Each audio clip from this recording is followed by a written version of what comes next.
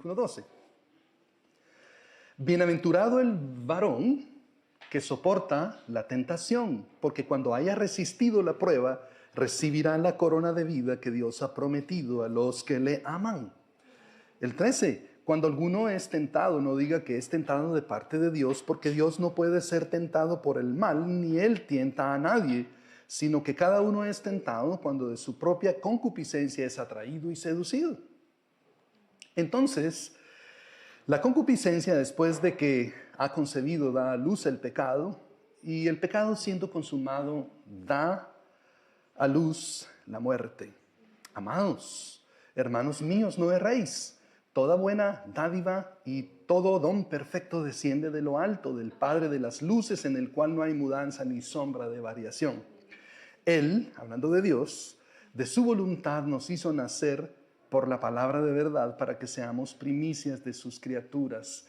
Padre, en el nombre de Jesús, en esta mañana, venimos delante de tu presencia con un corazón abierto y con una actitud de humildad, rogándote que tú hables a nuestros corazones a través de tu palabra. Danos, Señor, el mensaje que nuestro espíritu, que nuestro ser, que nuestra alma necesita en esta mañana. Habla a cada uno de nosotros, transforma nuestra manera de pensar.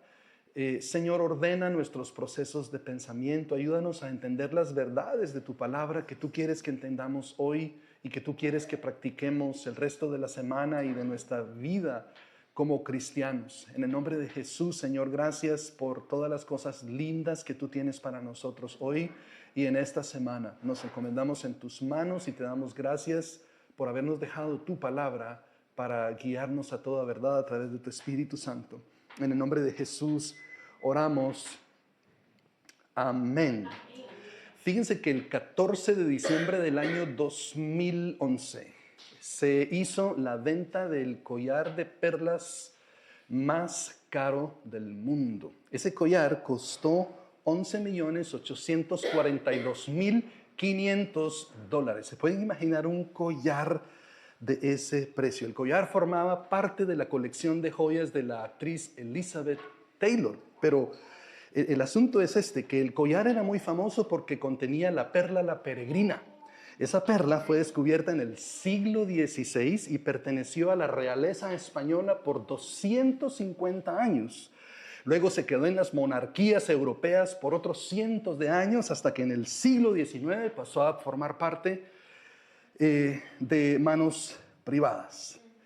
Todo esto me hizo preguntarme cómo es que se forman las perlas y cómo es que pueden llegar a tener un valor tan grande como esta perla, la peregrina, y obviamente todo el conjunto de perlas que acompañan el collar. Y descubrí que todo comienza con una pequeña intrusión, que las ostras son como filtros del mar, están purificando el mar constantemente. Y al hacer el trabajo de la purificación que Dios les dio a las ostras, de vez en cuando entra algún pequeño organismo allí que las comienza a atacar y les produce una infección. Entonces, las ostras, a manera de defensa, así como nosotros tenemos los glóbulos blancos, las ostras producen una secreción que se llama nácar. Y ese nácar es esa sustancia brillante que vemos en las perlas y cubre al pequeño microbio para que la ostra pueda ser defendida. Es cuestión de sobrevivencia. La ostra se está cuidando, está haciendo su trabajo de limpiar el mar y de repente tiene un virus y no sabe qué hacer. Ataca entonces al virus con el nácar, lo envuelve en el nácar y a través de los años, en un proceso de 5 a 7 años, la ostra forma entonces una perla. Logró aislar a ese virus que la estaba atacando y para alegría de nosotros, los seres humanos, produjo una joya muy valiosa. El proceso es lento, toma tiempo para que alcance ese brillo especial que tiene, pero finalmente la ostra, cuando es tomada y se sacan las perlas, está lista para ser usada en la joyería y en el comercio internacional. Al estar estudiando esto, aprendí un poquito de cosas de ese proceso. Y creo que ese proceso se aplica bien al tema de la tentación y lo que pasamos nosotros como creyentes, porque ese irritante que viene a nuestras vidas, las tentaciones y las pruebas vienen a nosotros y es parte de la vida.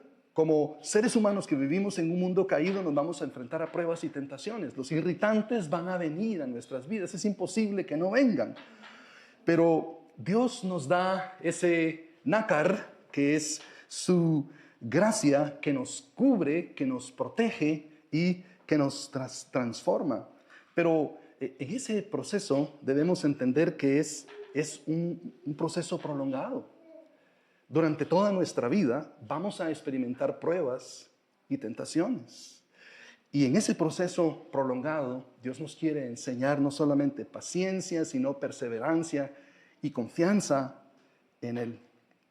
Y obviamente el resultado de todo esto es algo precioso y es algo duradero, hermanos. Es una fe madura y una vida transformada por Cristo. Esta mañana bendigo a la congregación con la capacidad de alcanzar una fe madura, con la capacidad de vivir una vida transformada por el Señor Jesucristo. Entonces las pruebas pueden producir en nuestra vida algo positivo, pero también las pruebas nos pueden condicionar. Fíjense que al hacer un experimento donde se pone en el tanque a un pez depredador y los que están haciendo el experimento ponen un vidrio adentro del tanque y luego introducen otros pececillos allí al tanque, y cuando los peces pues empiezan a acercarse al depredador, el depredador con su naturaleza de querer comer algo, el deseo de comer algo y atacar a esos peces, se lanza con todas las fuerzas. ¿Y qué es lo que sucede con ese pez que no sabe que hay un vidrio por allí? ¡Pum! Se golpea el pez la cabeza y al otro día se despierta del knockout y dice, ¿qué pasó aquí? Pero bueno, el hambre puede más, ¿no es cierto? Entonces el pez se levanta y dice, listo, estamos listos para el desayuno, y va y se lanza nuevamente para ir a desayunar ese rico pez que está enfrente de él y ¡pum! Vuelve otra vez a caer y se despierta el almuerzo con hambre otra vez. Y así pasa el tiempo y entonces el pez depredador aprende que cada vez que se quiere lanzar en contra de los peces, va a ser noqueado. Entonces el pez aprende y dice, no más, ya no voy a repetir esto. Se quita entonces el vidrio del estanque. ¿Y qué ocurre con el pez depredador? Cada vez que se quiere acercar a los peces, él se acuerda, no, ya varias veces he pasado por este proceso y no me voy a ir a dormir otra vez. Entonces el pez depredador desiste. Y en lugar de comerse la rica carne de los otros peces, se vuelve vegetariano. Entonces se come la comida que le entregan los que le están cuidando.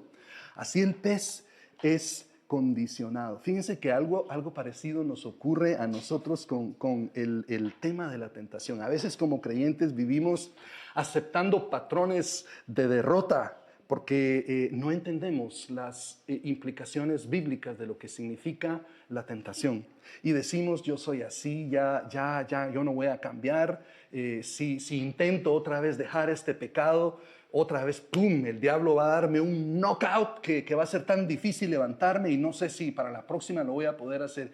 Y somos condicionados a vivir con situaciones de pecado en nuestras vidas que Dios no quiere que nosotros experimentemos. Lo cierto es que Dios nos ha llamado a que no nos demos por vencido cuando somos probados o cuando somos tentados. Dios, hermanos, nos ha llamado a soportar la tentación, a pasar las pruebas y a crecer en amor de Dios. Amén. Espero que el Espíritu Santo a través de esta enseñanza en esta mañana nos enseñe cómo soportar las tentaciones, cómo pasar las pruebas y sobre todo cómo crecer en el amor de Dios. ¿Sabías que las pruebas y las tentaciones al final en las manos de Dios nos llevan a que aprendamos a amarle más. Entonces, dichosos nosotros porque Dios nos está dando la oportunidad de que crezcamos en amor hacia Él.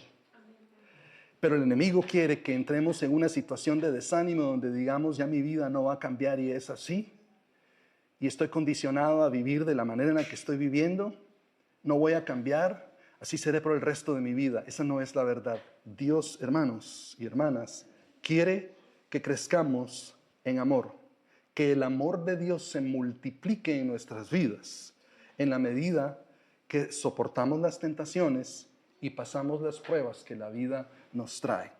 Santiago 1:12 dice lo siguiente: bienaventurado el varón que soporta la tentación, porque cuando haya resistido la prueba, dice, recibirá la corona de vida que Dios ha prometido a los que le aman. Hermanos, hay una promesa en medio del tema de las tentaciones, y según la palabra de Dios en Santiago 1:12 al 18, todo creyente puede aprender a resistir las tentaciones cuando corrige 3 errores teológicos que Santiago confronta. Habrá 3 cosas que tienes que confrontar en tu vida si quieres salir del ciclo de derrota en cuanto a la tentación. Santiago lo puso claro y dice, así fue como yo logré derrotar ese ciclo de condicionamiento en el que el enemigo me tenía, y logré salir a alcanzar las victorias que Dios tiene para mi vida y sobre todo crecer en mi amor por Él. Porque a veces pensamos que el asunto es solo vivir una vida victoriosa, pero el texto de la Escritura nos dice, claro, la vida de victoria es especial, pero lo que Dios quiere es que nosotros experimentemos su amor y que crezcamos en amor en medio de las pruebas. El primer error teológico que debemos confrontar es creer que la tentación a hacer el mal, hermanos, proviene de Dios. El versículo 13 es claro cuando nos dice, cuando alguno es tentado, no diga, dice que es tentado de parte de Dios, porque dice la Escritura, Dios no puede ser tentado por el mal, ni Él tienta a nadie. Hermanos, Dios nunca induce al pecado. Dios no es engañoso, Dios es fiel y verdadero. Quiero ofrecer esa apología por Dios. Pero el diablo, hermanos, es engañoso, es mentiroso y nos quiere destruir. Ese sí, pero Dios, hermanos, es fiel y verdadero y no hay ninguna forma de engaño en Él. Dios no se sienta en el cielo a pensar, listo, ¿de qué manera voy a probar a la gente y tentarles para que caigan? El enemigo sí lo hace. El enemigo es otra cosa. Dios, hermanos, puede permitir las pruebas, pero Él no es el autor del mal. Las pruebas fortalecen nuestra fe. Ese es el deseo de Dios para nosotros. Escucha, hermano y hermana. Dios permite que pasemos por pruebas para fortalecer nuestra fe, para que seamos más fuertes en Él y para que alcancemos las promesas y las bendiciones que Él tiene para nosotros. Ahora quiero hacer una distinción entre pruebas y tentación, porque la tentación a hacer el mal, ya ven, las pruebas, circunstancias difíciles en nuestra vida sí pueden provenir de Dios, como le ocurrió a Job. Pero las tentaciones, ese deseo de querer hacer el mal, solamente proviene de Satanás y quiere destruir nuestra confianza en Dios. Pero quiero agregar algo que nos vamos a sorprender un poquito porque hice una afirmación de que venían de Satanás. Y la Escritura nos quiere mostrar algo, además de lo que acabo de afirmar, que es un poquito diferente, que es importante que nosotros lo sepamos. Es importante que lo sepamos. Desde el principio de la historia cristiana, hermanos, si nos vamos al Génesis, todos los seres humanos han caído en este error de querer echarle la culpa a Dios por sus pecados. Cuando Dios confronta a Adán, la mayoría del tiempo nosotros le prestamos atención a esa parte donde está Dios hablando con Adán y luego le dice a Adán, sí, la mujer me dio y yo me lo comí y entonces yo pequé. Cierto, Adán le echó la culpa a la mujer. Hemos entendido todo eso, claro. Todos estamos de acuerdo, ¿verdad? Sí, las mujeres tienen la culpa, ¿cierto? Amén, dicen los hermanos. Hoy, hermanos, no hay cena para ustedes. Cuidado. Entonces, él le echa la culpa a la mujer, pero escuchen el vocabulario que usa en el versículo 12. Dice él, la mujer, y me dicen, ¿a qué les suena esto? La mujer que me diste, la mujer que tú me diste, dice acá, por compañera, me dio del árbol y yo comí. Entonces, ¿de quién dice Adán que es la culpa? Sí, Adán dice que la culpa es, si no logra echarle la culpa a la mujer, Adán dice al final, la culpa es de la mujer o de Dios, pero tiene que ser de alguien más, pero no de mí, no mía, no es mi culpa. Todos tenemos esa tendencia y tenemos la osadía como seres humanos y lo hemos hecho por siglos desde el principio de nuestra existencia, hermanos. Después de que el pecado fue introducido, le hemos echado la culpa a Dios por nuestros pecados, pero la culpa no fue de Dios. Entendemos que la culpa fue de Adán. Sin embargo, Adán cometió el error de creer que el pecado, que la tentación a hacer el mal provino de Dios y que fue culpa de Dios que él cayó por eso. Sin embargo, hermanos, la Escritura es clara cuando nos dice que el pecado no viene de Dios. Ojalá que Dios nos ayude a dejar por un lado esa tendencia humana de transferir nuestra culpa.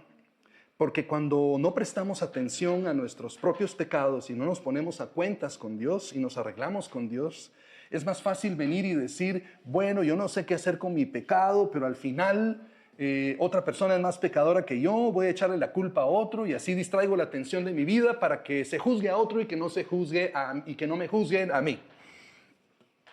Algo así ocurrió, hermanos, en Inglaterra en los juicios de Salem. En los juicios de Salem, varias personas fueron acusadas de brujería.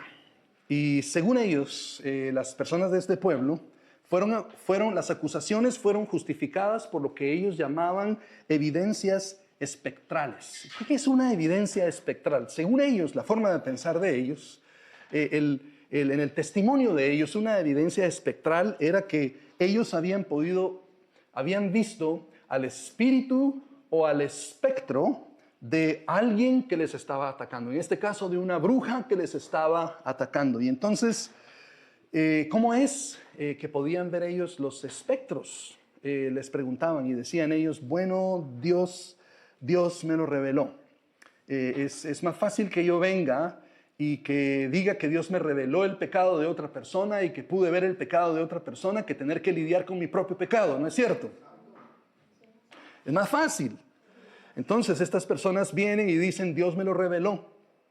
Y bajo esas supuestas revelaciones de Dios por medio de evidencias espectrales, 200 personas fueron falsamente acusadas y 20 fueron asesinados, 19 fueron ahorcados y uno fue lapidado por no ir a testificar. Él dijo, no voy a testificar, lo lapidan. Hermanos, cuando atribuimos a Dios lo que no viene de Él, terminamos justificando el mal, porque es más fácil que yo transfiera mi culpa a otros y que juzguemos a otros que tener que verme a mí mismo y decir, tengo que lidiar con algo en mi vida y estoy cansado de estas situaciones. Pero Dios es fiel, hermanos. La madurez espiritual entonces comienza cuando nosotros dejamos de decir, Dios me tentó para pecar y para que aprenda a confiar en Él. Nunca. Dios, dice la Escritura, no puede tentar a nadie, nunca lo hace y nunca lo hará. La madurez espiritual comienza cuando nosotros dejamos de decir yo estoy inclinado a hacer el mal y no tengo ninguna fuerza en mí para resistir la tentación. Dios me hizo así. Dios no puede, dice la Escritura, ser tentado por el mal, ni Él tienta a nadie. Y también la Escritura dice que cuando Él nos hizo buenos en gran manera. Pero cuando el pecado fue introducido, entonces allí es otra situación que se presenta para nosotros y es una voluntad doblegada a hacer el mal. La madurez espiritual comienza, hermanos, cuando nosotros comenzamos a decir: Señor, yo necesito de tu gracia y de tu sabiduría para vencer la tentación a hacer el mal. Vayamos al versículo 17 y la palabra de Dios dice lo siguiente: toda buena dádiva y todo don perfecto desciende de lo alto del Padre de las luces, en el cual no hay mudanza ni sombra de variación. Él ha prometido, y más adelante vamos a ver que se habla de la sabiduría de lo alto, Él ha prometido darnos dones para que nosotros podamos alcanzar sus promesas y dentro de ellas aprender a resistir la tentación. Dios, hermanos, no es el que nos da las pruebas, sino que la Escritura dice y quiere que entendamos que Él es el dador de todo don perfecto. Las dádivas de Dios, según el versículo 17, nunca nos llevan a las tinieblas, siempre nos llevan a la luz. Siempre nos llevan a que estemos en la presencia de Dios y que en su presencia seamos transformados y podamos experimentar su amor que sobrepasa todo entendimiento. Y la Escritura es clara en este versículo 17 cuando dice que en Dios no hay mudanza ni sombra de variación. Lo que esto quiere decir, hermanos, es que la bondad de Dios permanece para siempre. Dios es fiel y bueno y quiere que experimentemos cosas buenas y lo ha hecho desde el principio y se ha mantenido fiel desde el principio hasta acá y continuará siendo fiel por la eternidad y por los siglos de los siglos. Dios es fiel, por lo tanto, hermanos, nos podemos levantar en el nombre de Jesús de ese foso cenagoso de condicionamiento del enemigo y decir: podré vencer esta tentación a hacer el mal. Ese pecado que me tiene atacado no va a conquistar mi vida más, porque la palabra de Dios, que no puede ser quebrantada, promete que Dios me puede dar las fuerzas para que yo resista la tentación. Puedo salir del foso cenagoso, puedo salir de la oscuridad y acercarme a la luz de Cristo. Y en su luz veremos la luz, dice. Porque el enemigo, debemos entender, que se presenta como un ángel de luz, que presenta otras luces, pero que nos van a llevar a la oscuridad al final. Es en la luz de Cristo que vemos la luz. Por lo tanto, hermanos, Él nos da el poder a través de su Espíritu y la sabiduría para que nosotros podamos salir de las tinieblas del pecado a la luz admirable de su verdad. Hermano y hermana, recibe la gracia de Dios y recibe la sabiduría de Dios para resistir la tentación. El segundo error que Santiago confronta es el siguiente, porque Santiago dice: Dios mío, ya capté la idea de que el deseo que tengo de hacer el mal no proviene de ti, pero ¿por qué todavía continúo experimentando esto y no sé cómo lidiar con esta situación? Y el Espíritu Santo le revela a Santiago como un don que Él nos quiere dar, porque Dios te va a revelar a ti las llaves y las claves para que tú puedas vencer la tentación. Y será diferente para cada uno de nosotros, pero comienza con confrontar estos errores. Aquí es donde comienza. El punto de partida es confrontar estos errores y luego el Espíritu Santo nos tomará de la mano y con su sabiduría, gracia y fidelidad nos ayudará a poder resistir la tentación. El segundo error es creer que la tentación a hacer el mal se origina solamente fuera de nosotros. Dos hermanos están conversando y entonces uno le pregunta al otro: hermano, ¿pero qué pasó? ¿Cómo caíste en pecado otra vez?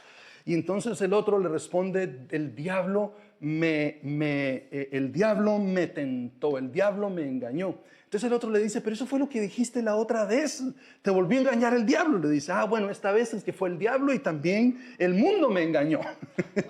Bueno, buen discípulo, buen teólogo, porque es cierto que el creyente tiene diferentes enemigos y dos de ellos son Satanás y sus demonios y otro es el mundo. Entonces sabe. Pero aunque hay algo cierto en lo que este hombre está diciendo, de la razón por la cual él cayó, porque Satanás nos tienta y el mundo nos engaña, Santiago 1:14 introduce una realidad que nosotros debemos tener en mente cuando somos tentados. Y es otra clave que Santiago aprendió para poder resistir la tentación a hacer el mal. Y dice la palabra de Dios aquí en este versículo: 14. No, dice Santiago. Cada uno es tentado, dice. ¿Cuándo, hermanos? Cuando de su concupiscencia es atraído y seducido. Hermano y hermana, la tentación a hacer el mal encuentra su punto de apoyo en el deseo humano, en el deseo, los deseos del corazón, en esa concupiscencia. Esa concupiscencia es esa inclinación interna que nos impulsa a pecar. Génesis lo describe muy bien. Si no mantenemos esa actitud en observación, nos va a ocurrir como le ocurrió a toda la creación eventualmente, donde dice que el deseo del corazón de todos era de continuo solamente hacer el mal.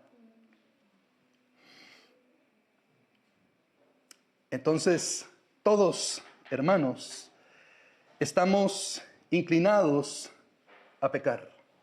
Todos estamos inclinados a hacer el mal. Y debemos mantener un ojo en esa inclinación que tenemos a hacer el mal. Dos personas enfrentan una crisis económica. ¿Cuántos han pasado por crisis económicas? No es cierto, hermanos. Y no levanten la mano, ¿ok? No levanten la mano, pero no es cierto que cuando pasamos por crisis económicas a veces pensamos en hacer cosas ilegales. No levanten la mano.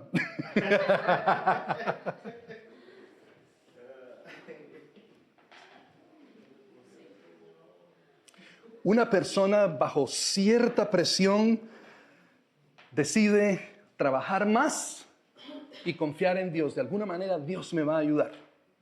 Pero la otra persona decide mentir y decide estafar. Hermanos, la crisis fue la misma, pero la manera de pensar fue diferente. Hermano, si tú te encuentras en una situación como esa, donde piensas que no hay otra opción que hacer algo engañoso, que robar, que mentir, que hacer algo que es deshonesto, tienes que saber que no eres el único que tiene el deseo a hacer el mal. Si somos sinceros, todos en algún momento, bajo cierta presión, hemos experimentado el deseo de hacer el mal. Todos somos tentados a hacer el mal, pero hermanos, Dios es fiel, que no nos deja ser tentados más de lo que podamos resistir, sino que nos da juntamente con la tentación la salida para que podamos soportar. Que el Espíritu Santo de Dios, si tú te encuentras en esta situación, abra tus ojos para que tú puedas ver que la solución no está en ceder a la tentación o ceder al pecado, sino que el Espíritu Santo ya también te dio la salida juntamente con la tentación para que tú elijas vivir una vida que es agradable a Dios y que no caigas en esa oscuridad y foso cenagoso en el que el enemigo te quiere poner, sino que experimentes el gozo de Dios. ¿Cuántos de nosotros hemos tenido una visión del pecado donde uno dice, Dios mío, pasé la prueba, no pequé, pero por poquito caigo? Yo creo que Dios quiere que dejemos de pensar así y que digamos, Dios, terminé esta prueba y tengo una sensación de tu inmenso amor por mí que estoy tan agradecido. Dios, gracias por eso. No me pongas pruebas en un tiempecito, pero gracias por ayudarme a experimentar ese amor. Hermanos, necesitamos cambiar nuestra manera de pensar en cuanto al deseo a hacer el mal. Tenemos, dice Santiago, que aceptar nuestra responsabilidad de que tenemos deseos pecaminosos y que tenemos que lidiar con ellos. Por ignorar mis deseos pecaminosos no se van a ir. El Señor nos dice que debemos lidiar con ellos. No le echemos la culpa al diablo, no le echemos la culpa al mundo y por favor no le echemos la culpa a Dios tampoco. Porque hay personas, aún siendo creyentes, que están enojados con Dios. Le están echando la culpa a Dios de sus problemas, la culpa a Dios de sus fallas. Y Dios está diciendo en este momento, sal de allí. Hijo, hija, yo te amo tanto que quiero que dejes de pensar de esa manera porque te impide recibir mi amor y bondad como deberías recibirlo, como es tu herencia en mí. Hay un caso, hermanos, en 2 de Samuel, capítulo 11, donde David mira a una mujer que está desnuda, bañándose por allí. Y mi pregunta para ustedes, si esta Betsabé tiene el descaro de bañarse en público allí, ¿creen ustedes que solamente el rey David la vio? Es muy probable que otros hombres también la hayan visto, pero o no fueron otros hombres quienes se enredaron con ella, sino fue el rey David, porque el problema no fue la circunstancia, el problema fue el deseo que el rey David decidió alimentar en su vida. Todos tenemos que tomar una decisión eventualmente y decir: entiendo que tengo una responsabilidad por el pecado y qué deseos voy a alimentar en mí. Si voy a alimentar los buenos deseos, entonces viviré una vida de agrado para Dios, pero si voy a alimentar mis propios deseos pecaminosos, seguramente algo diferente va a ocurrir en mi vida. Fíjense que esto nos ocurre a todos. Todos los seres humanos son susceptibles a esto. En el siglo I antes de Cristo, Roma estaba, la República de Roma en ese entonces, no era imperio todavía, era una república. La república está pasando por circunstancias difíciles, hay muchas deudas en la clase noble, hay conflictos entre ricos y pobres y obviamente hay mucha ambición política entre los aristócratas. Y los líderes políticos de ese tiempo, entendiendo todas estas cosas y captando la idea de que al final, si ponemos a alguien en una circunstancia particular, inevitablemente va a caer en ciertas tentaciones. Y para evitar la tentación del poder absoluto, se le ocurre a la República Romana en ese entonces establecer cónsules.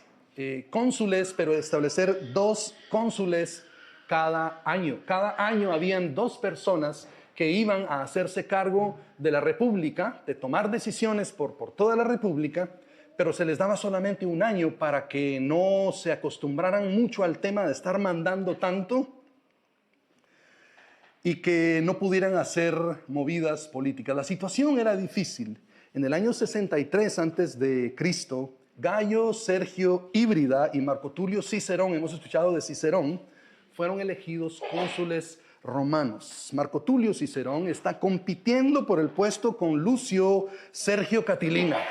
Catilina pierde, hermanos. Catilina era un hombre rico, pero tras su derrota, él planea entonces derrocar a la República con un golpe de Estado que, bueno, al final el golpe de Estado falló. Pero lo que esto nos demuestra es que la circunstancia de la República en ese momento creó la situación externa. La situación externa creó la oportunidad para que Catilina quisiera hacer un golpe de Estado. Y el deseo interno de él o su concupiscencia lo llevó a la acción, lo llevó a movilizar a ciertas personas para rebelarse en contra de la República. ¿Qué aprendemos de todo esto, hermanos? Que las circunstancias revelan lo que hay en nuestro corazón. Entonces, si nosotros somos de ese tipo de personas que francamente no aceptamos nuestra responsabilidad, hermanos, Dios nos va a dar oportunidades para que aprendamos a decir yo fui.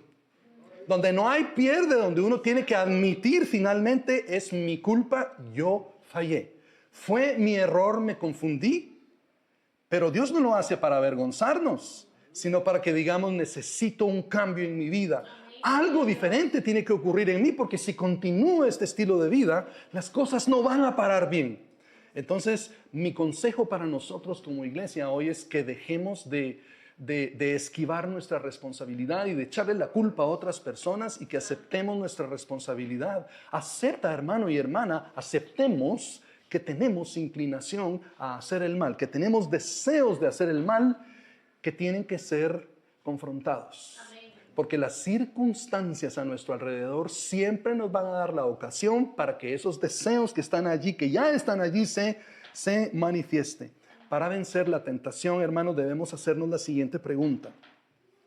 ¿Qué deseo dentro de mí estoy alimentando? ¿Resistir la tentación o entregarme a la misma? La batalla, hermanos, contra la tentación comienza en el corazón. y nuestro corazón, dice la Escritura, que está inclinado a hacer el mal. Hagamos números, hermanos. A ver los matemáticos allí. Hagamos números. Ya tenemos inclinación a hacer el mal. ¿Creen que vamos a ganarle a la tentación? No, hermanos. No le vamos a ganar a la tentación. El corazón está inclinado a hacer el mal. Quizá podemos corregir un poquito, pero en 5 minutos, en 1 minuto, al ratito volvemos a tener el deseo de querer hacer lo malo. El último error que Santiago confronta es creer que la tentación a hacer el mal puede ignorarse porque no necesariamente nos lleva a pecar. Vayamos al versículo 15, porque hay gente que es inteligente, fíjense, para poner excusas y leen el versículo 15 y sacan conclusiones equivocadas. Pero hemos pedido al Espíritu Santo que nos dirija a toda verdad en esta mañana, ¿es cierto?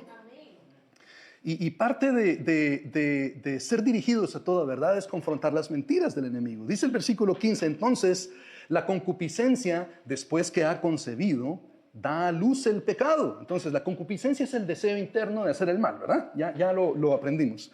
Ese deseo interno de hacer el mal, dice, después que ha concebido, da a luz el pecado, y el pecado, siendo consumado, da a luz a la muerte. Ahí está, dice, el creyente inteligente que se quiere excusar. Dice, mira lo que dice allí. Dice que el deseo, después de que ha concebido. Entonces, si no se concibe el deseo, si no lo llevamos a la práctica, entonces ahí está, no somos culpables de pecado. Tiene razón, ¿no es cierto? ¿Quién puede argumentar contra alguien que te lee la Escritura y te dice, escrito está? ¿No le suena algo así como lo que el diablo hace?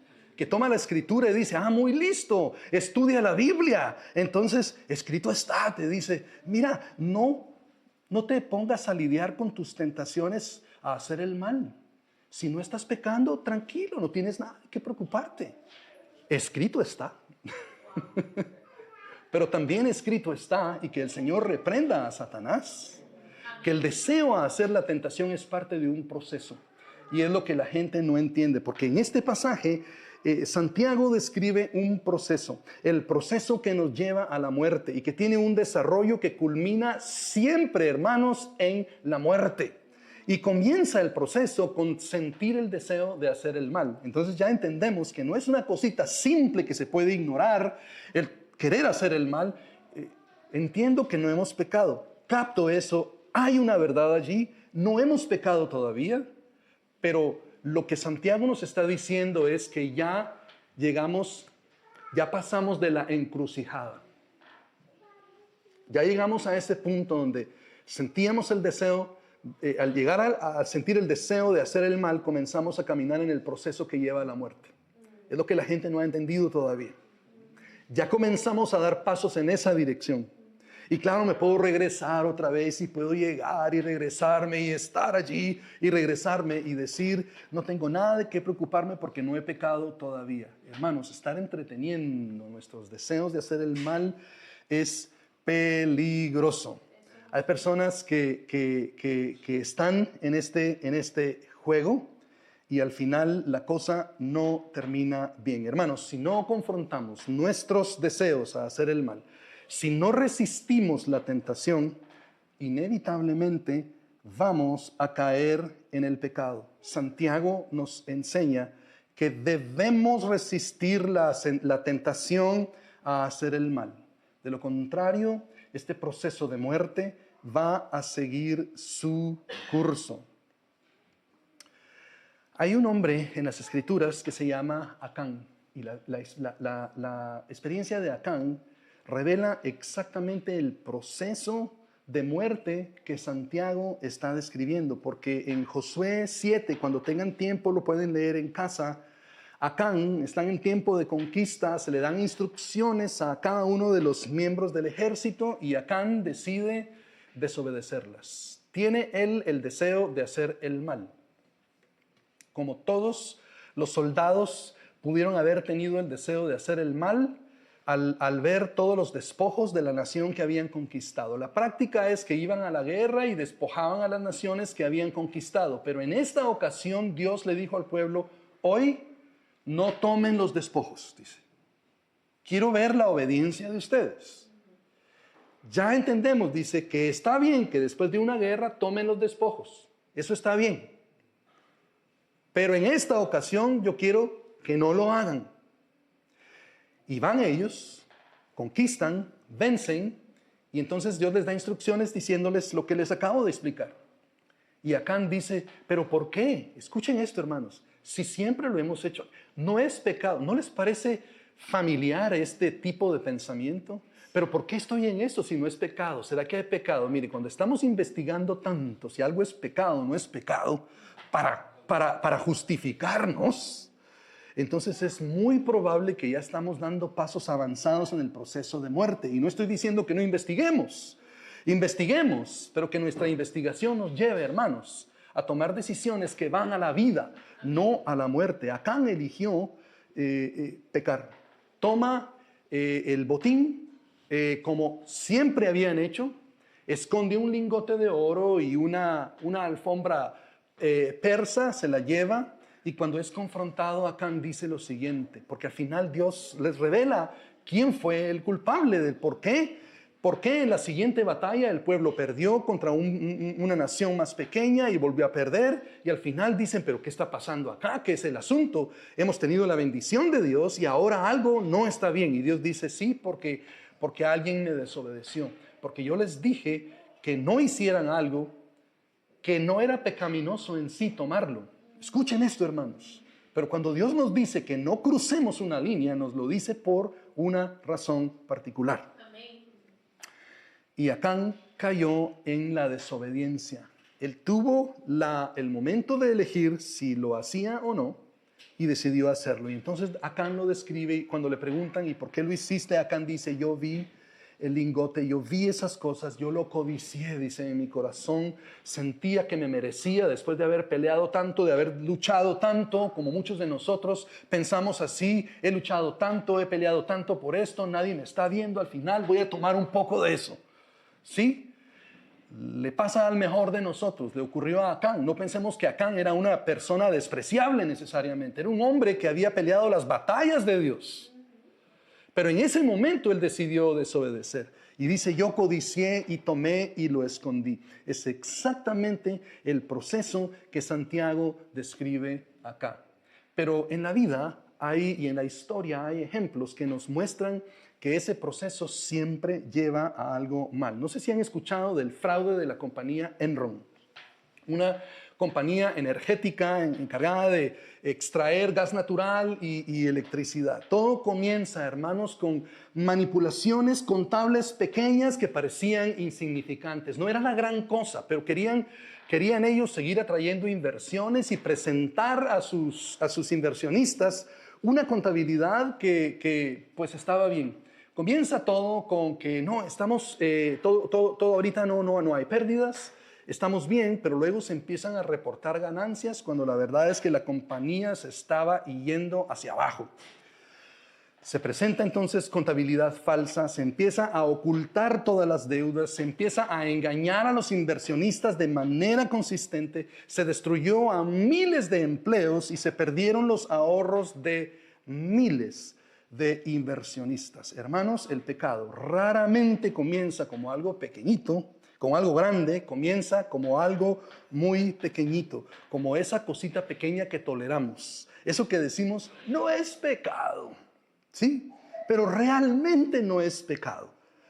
Algo te dice en el corazón, esa pequeña molestia que está en el corazón te dice que si ciertamente no es pecado lo que estás haciendo, ya estás caminando por la senda de ese proceso que te llevará a la muerte. Debemos, hermanos, confrontar el pecado en sus etapas tempranas, porque es mucho más fácil, hermanos, apagar una chispa que detener un incendio. Eso es mucho más fácil de hacer. Quiero concluir con esto, porque en el versículo 18 hay un proceso diferente al que Santiago nos está explicando acá. Y no quiero que terminemos nuestro tiempo pensando que nos quedamos atrapados en un ciclo de muerte. Quiero que terminemos nuestro tiempo pensando que hemos sido bendecidos por nuestro Dios amoroso y misericordioso con un ciclo de vida. Él también nos ha dado un ciclo de vida. Otra vez en el versículo 15 aprendimos ya de ese proceso que nos lleva a la muerte, pero leamos el versículo 18. Dice la palabra de Dios así para ir terminando. Él, hablando de Dios, de su voluntad, dice, nos hizo nacer por la palabra de verdad para que seamos primicias de sus criaturas. ¿Se dieron cuenta que en el versículo 15 hay dos nacimientos? Hay dos momentos donde se da a luz a algo. Dice el deseo humano, ese potencial para hacer el mal que ya descubrimos, la concupiscencia, el deseo humano, la inclinación a hacer el mal, dice que concibe el pecado. Y el versículo 15 explica que después de que el pecado ha sido concebido, que ha sido concebido, entonces se da a luz al pecado. Es el primer nacimiento. ¿Escuchan esto? Y el segundo nacimiento, dice, después de que el pecado que es puesto en práctica, termina el versículo 15 diciendo, se da a luz a la muerte. Otro segundo nacimiento del proceso de muerte. Pero el versículo 18 comienza con la voluntad de Dios en contraposición con el deseo humano. El deseo humano que está inclinado a hacer el mal. Lo que yo quiero es hacer el mal, pero la voluntad de Dios, esa eficacia o esa determinación divina para hacer el bien. Porque si nosotros estamos inclinados a hacer el mal, Dios está inclinado completamente a hacer el bien. ¿Sí? Somos opuestos. Nosotros queremos hacer el mal y Dios siempre quiere hacer el bien. Su voluntad, su determinación para hacer el bien. Dice la Escritura que nos hace nacer de nuevo por la palabra de verdad. Esta palabra que estamos compartiendo en este momento. Hermanos, nos hace nacer de nuevo. ¿Y qué dice la Escritura en el versículo 18? Que produce vida, produce el nacimiento, produce el nuevo nacimiento en nosotros. El deseo humano entonces, hermanos, siempre va a conducir a la muerte. Pero la voluntad de Dios de hacer el bien o la determinación de Dios para hacer el bien nos va a llevar al nuevo nacimiento. Y de esa manera, hermanos, Dios rompe el ciclo de pecado en nuestras vidas. Escuchen esto.